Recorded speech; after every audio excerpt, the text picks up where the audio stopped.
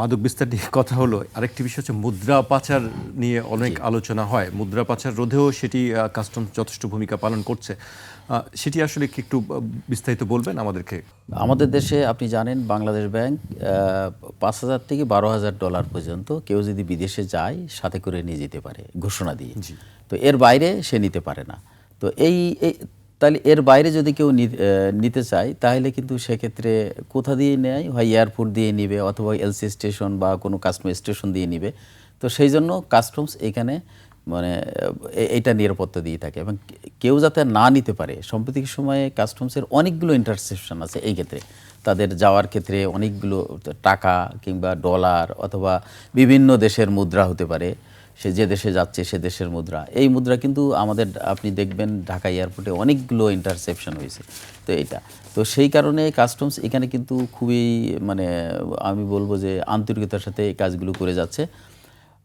এছাড়া এই যে হাজার হাজার কোটি টাকা যে আমরা বিদেশে পাচারের কথা শুনি, সেই জিনিসগুলো এছাড়া হ্যাঁ এগুলো আমরা বলি যে সবগুলো তো সরাসরি টাকা যায় না, যে ও দেশ থেকে এদেশে টাকাটা দিয়ে দেয় ও দেশে টাকাটা নিয়ে নেয়, এভাবেও হয়, এভাবেও হয়ে থাকে। আবার যেটা হয় যে আমরা দেখেছি ট্রেড বেসড মানি লন্ডারিং আছে একটা।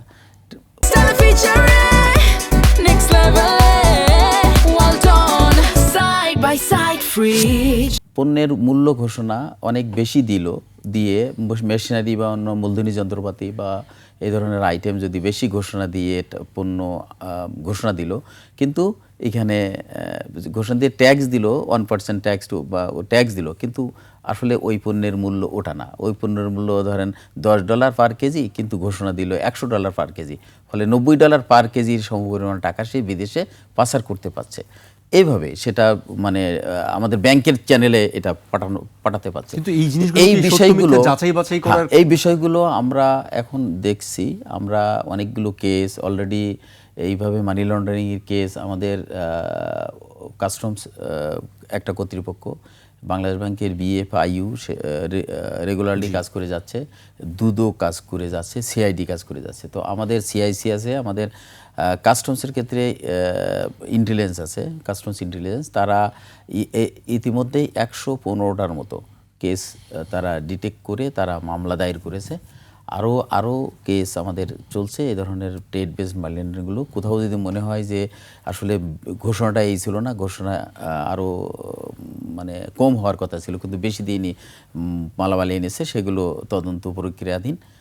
আমরা আরও এক জায়গায় বলতে পারি যে আমাদের বন্ডের ক্ষেত্রে অনেক সময় গার্মেন্টসের ক্ষেত্রে যেসব পণ্য বাইরে রপ্তানি হয়ে গেছে কিন্তু এখনও পর্যন্ত যাদের মানে টাকা ফেরত আসছে না, সেইগুলো নিয়ে আমাদের বাংলাদেশ ব্যাংক, আমাদের BFIU, আমাদের CIC, কাস্টমস ইন্টেলিজেন্স এগুলো কাজ করে যাচ্ছে, বন্ড কমিশন এগুলো কাজ করে যাচ্ছে। তো এগুলো কিন্তু আমরা প্রতিনিয়ত 6 মাস পর 3 মাস পর আবার এটাকে রিভিউ করছি যে সে না পেলে তার বিরুদ্ধে কেস হচ্ছে, ব্যাংকে তার বিরুদ্ধে দাবিনামা হচ্ছে, তার টাকা আদায়ের যত আইনানুগ কার্যক্রম আছে সেগুলো আমরা করে যাচ্ছি। জি, আমি মোহাম্মদ বশির রহমানের কাছে আসতে চাই। এই বিষয়ে আসলে অনেকের মানুষের জানতে চাওয়া খুবই গুরুত্বপূর্ণ বিষয়, সবসময় আমাদের কাছেও জানতে চান আমরা খুব বেশি।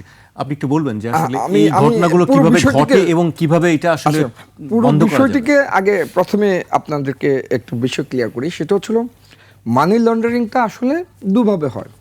একটা হচ্ছে ট্রেড বেসড মানি লন্ডারিং, আর একটা হচ্ছে আমার ফিজিক্যাল মানি লন্ডারিং। ফিজিক্যাল মানি লন্ডারিংয়ের পরিমাণ যদি আমি কোয়ান্টিটিফাই করি দুটোর সাথে, it will be less than 10%, 5%-এর মতো।